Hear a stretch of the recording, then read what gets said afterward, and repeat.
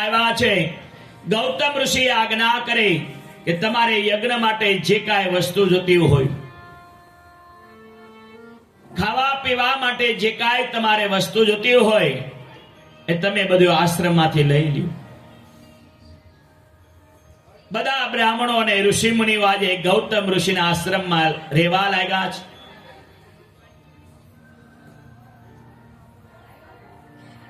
એ સમયે બધા જુદા જુદા આશ્રમમાં રહેતા હતા. બધા વીરડામાં પાણી લેવા, વાતો ન કરો, ફોટા પાડવાનો વાંધો નહીં બેનો, પાછળ હાથથી કામ કરો, મોઢાથી નહીં. ત્યારે આ ગૌતમ ઋષિ ધ્યાનમાં અનુષ્ઠાનમાં બેઠા છે અને બધી બ્રાહ્મણ પત્ની ઋષિ પત્નીઓ જળ ભરવા માટે વીરડા પાસે જાય છે. એમાં એ ગૌતમ ઋષિના જે શિષ્યો હતા એ પણ એમાં જળ ભરવા ગયા છે.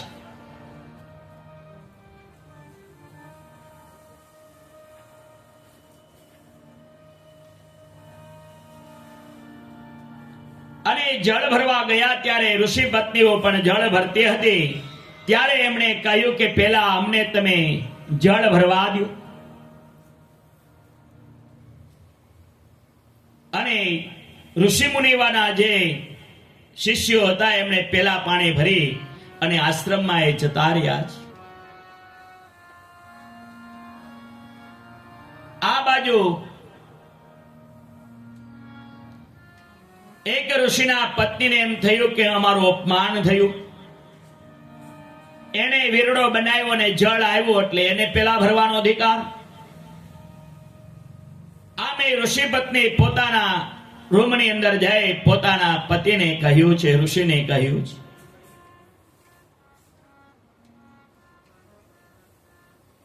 અને બધાએ બ્રાહ્મણો અને ઋષિઓ ભેગા થઈ અને ગૌતમ ઋષિને આશ્રમમાંથી કાઢવાનો સંકલ્પ કર્યો છે. ખરી રીતે ગૌતમ ઋષિ બધાને લાવ્યા છે, એનો જ આશ્રમ છે. પણ ઘણી ભેરો આપણે બને કે આપણો કોકે હાથ જાયલો હોય ને પછી આપણે એનો જ પગ કાપી નાખીએ. પણ જીવનમાં એવું ક્યારેય ન કરાય. જેનાથી આપણે ઉજળા છે, જેનાથી આપણે સુખી હોય અને એનું ક્યારેય જીવનમાં અપમાન ન કરાય. અને આ બધી વાત ગૌતમ ઋષિને કશી ખબર ન હતી. બધા બ્રાહ્મણો ભેગા થઈ અને ગણેશની આરાધના કરી છે. ગણપતિ મહારાજને પ્રસન્ન કર્યા. ગણપતિ મહારાજ પ્રસન્ન થયા. માગો વરદાન શું જોઈએ છે? ત્યારે બ્રાહ્મણોને ઋષિઓએ કહ્યું કે આ ગૌતમ ઋષિ અહીંયા આશ્રમમાંથી જતા રહે એવું કાંઈક પ્રયોજન કરું. ત્યારે ગણપતિ મહારાજે કહ્યું કે હું ન કરી શકું. તમને લાવવા વાળા ગૌતમ ઋષિ છે, તમને ખવડાવવું પીવડાવવું એ આ ગૌતમ ઋષિએ કર્યું છે. તો આવું કોઈ વ્યક્તિ સાથે કરાય નહીં.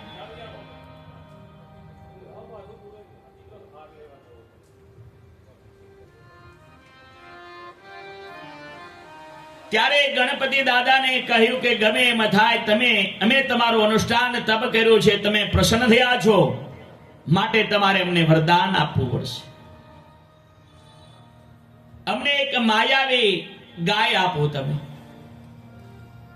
ગણપતિ દાદા ત્યારે માયાવી ગાય આપી અને ત્યાંથી એના લોકની અંદર ગયા છે.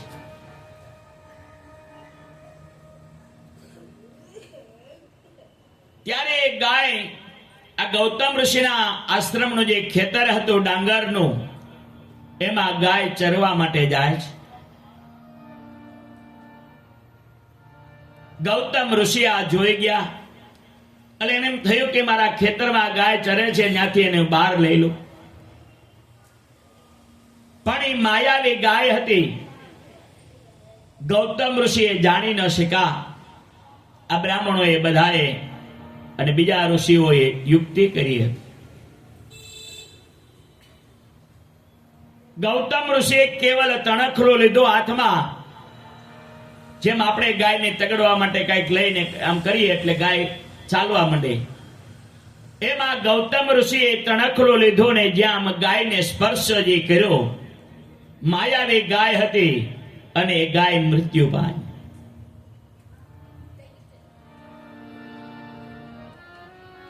બધા બ્રાહ્મણોને ઋષિ ગૌતમ ઋષિને કહેવા લાગ્યા કે તમે મહાન પાપ કરી નાખ્યું, ગૌ હત્યાનું પાપ કર્યું છે, માટે તમે હવે આ નગરની અંદર રહી નહીં શકો. પાપી લોકો આ નગરમાં રહી ન શકે. આમ બધા યુક્તિ કરી અને ગૌતમ ઋષિને આશ્રમમાંથી કાઢ્યા છે. છતાં એ ગૌતમ ઋષિ કશું બોલ્યા નહીં. ગૌતમ ઋષિ અને એમના પત્ની અહલ્યા પોતાના આશ્રમથી થોડે દૂર જઈ અને પાછો બીજો એક આશ્રમ નાની પર્ણકુટી બનાવી. યજ્ઞ કુંડ બનાવ્યો છે, યજ્ઞ આરાધનાઓ કરવાની તૈયારી કરે છે.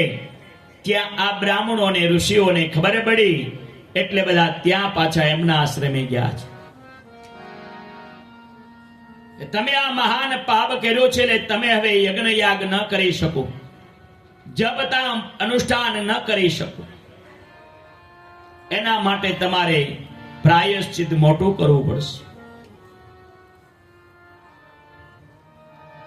ગૌતમ ઋષિએ કહ્યું કે શું હું પ્રાયશ્ચિત કરું કે મને આ ગૌ હત્યાના પાપમાંથી મુક્તિ મળે? બધા બ્રાહ્મણોએ વિચાર કર્યો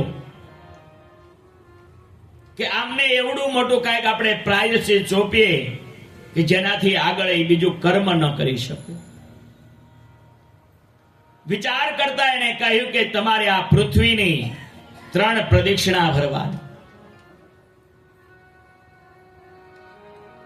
દરરોજ 1008 પાર્થેશ્વર શિવલિંગ બનાવવાનું અને ભગવાન મહાદેવનો પંચાક્ષર મંત્ર 1 કરોડ જપ કરવાનો.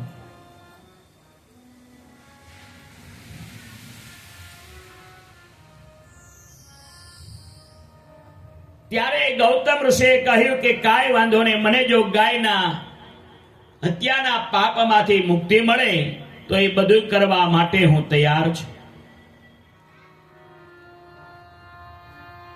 અને 101 વાર બ્રહ્મગીરી પર્વતની તમારે પ્રદક્ષિણા કરવાની. આ બધું કરશો ત્યારે તમે ગૌ હત્યાના પાપમાંથી મુક્ત થશો. પણ એક બીજું તમારે ગળાની અંદર એક પાટી બાંધી અને એમાં લખવાનું કે હું ગૌ હત્યાનો પાપી છું. આવું લખી અને આખા જગતની 3 પ્રદક્ષિણા ભરવાની છે. ગૌતમ ઋષિ આ બધી ક્રિયાઓ કરી અને પાછા આવ્યા છે. 3 વાર જગતની પ્રદક્ષિણા ભરી, 101 વાર બ્રહ્મગીરીની પર્વતની પ્રદક્ષિણા કરી, 1 કરોડ પાર્થિવ શિવલિંગની પૂજા કરી. જે પ્રમાણે કીધું બ્રાહ્મણોએ અને ઋષિએ એ પ્રમાણે ગૌતમ ઋષિએ કર્યું છે. ગંગાજળ લાવી અને ભગવાનના અભિષેક કર્મ કર્યા છે.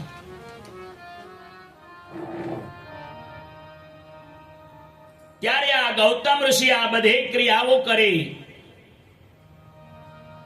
અને જ્યારે પૂર્ણ બધું થયું ત્યારે બધા એમની પાસે આવ્યા છે. જાણે તો પ્રદક્ષિણા કરી લીધી, જે કાંઈ કીધું એ બધું કર્યું છે.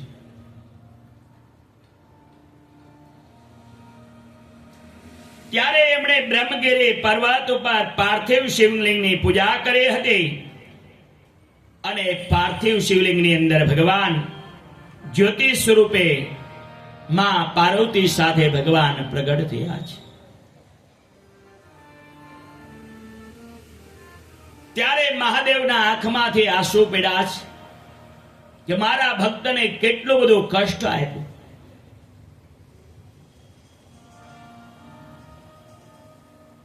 કારણ કે જ્યારે જ્યારે ભક્તોને કષ્ટ આપે ભગવાન સહન ન કરી શકે, ત્યારે ભગવાન મહાદેવ ગૌતમ ઋષિ પાસે આવીને કહ્યું, ધન્યો છે કૃતકૃત્યો છે, ધન્ય છે તમને કે તમે કાંઈ પાપ નથી કર્યું છતાં બીજાએ કીધું અને તમે કોઈ પણ દલાલે ન કર્યા અને દલાલ ન કર્યો છતાંય તમે પ્રદક્ષિણા કરી, અભિષેક કર્યો, પર્વતની પ્રદક્ષિણા કરી, 1 કરોડ શિવલિંગ બનાવ્યું.